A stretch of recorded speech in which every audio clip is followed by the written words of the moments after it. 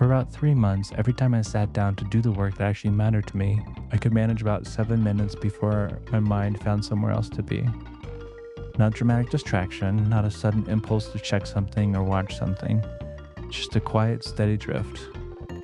The sentence I was writing would begin to feel slightly unimportant. The paragraph I was reading would stop yielding meaning.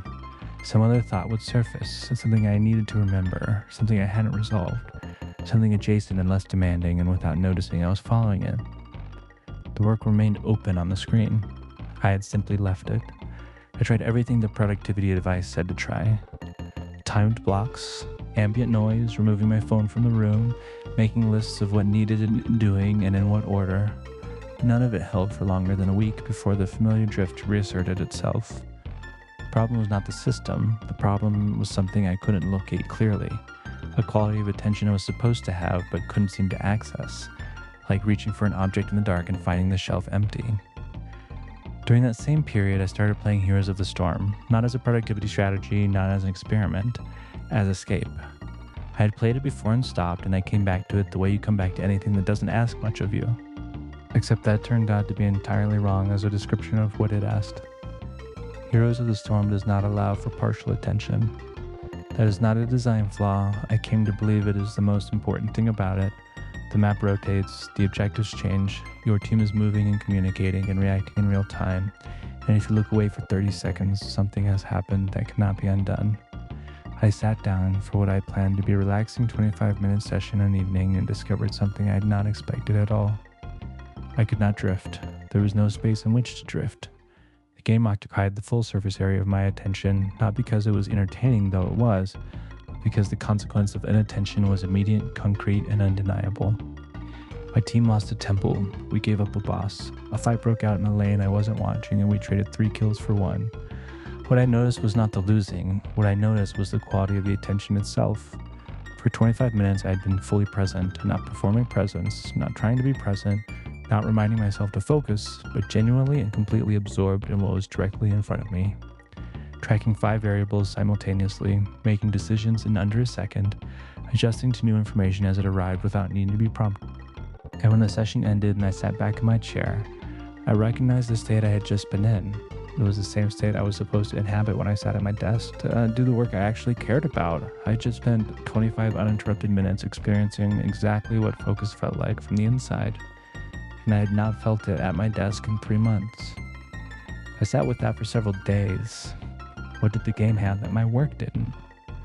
The answer, when I wrote it out, was uncomfortable in its simplicity. Clear objectives, immediate feedback, meaningful consequences, a finite session with a defined endpoint, no access to escape routes. There was no version of playing Heroes of the Storm where I also had one eye on something else. The game had engineered every structural condition that focus requires, and my work environment had engineered almost none of them. But I noticed something very interesting when I started deliberately importing those conditions into my work. I wrote down one single objective before each session, not a list, not a direction, one sentence describing exactly what done looked like. I set a timer for 25 minutes and treated it like a match already in progress. Put my phone in another room, not as a rule, but as a consequence, the equivalent of removing the escape route. And I told someone what I was working on so that the stakes had a witness.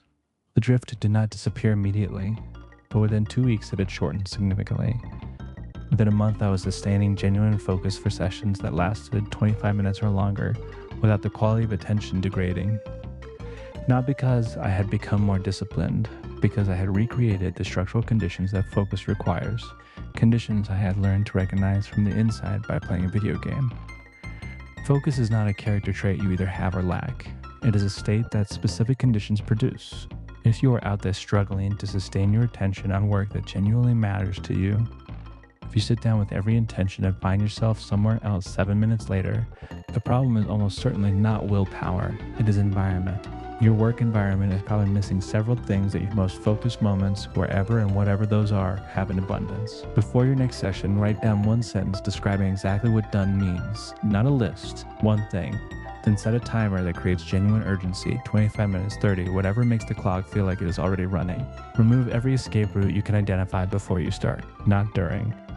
And make the stakes real to at least sign other person who will ask what you produce. Mihai Csikszentmihalyi, who spent decades studying optimal human experience, found that complete absorption, full focus, Loss of self-consciousness, distorted sense of time, occurs reliably under specific conditions. Clear goals, immediate feedback, and a challenge matched closely to current skill level. Video games are, by design, flow machines. They have engineered precisely what focus requires. Your job is to stop waiting for that state to arrive on its own and start building the conditions that summon it. You already know what focus feels like. You have felt it somewhere, in a game, in a conversation, in a moment of physical effort that demanded everything. That state is not luck, it is architecture, and you can build it because a video game taught me what focus actually feels like. Thank you so much for watching. Have a great rest of your day.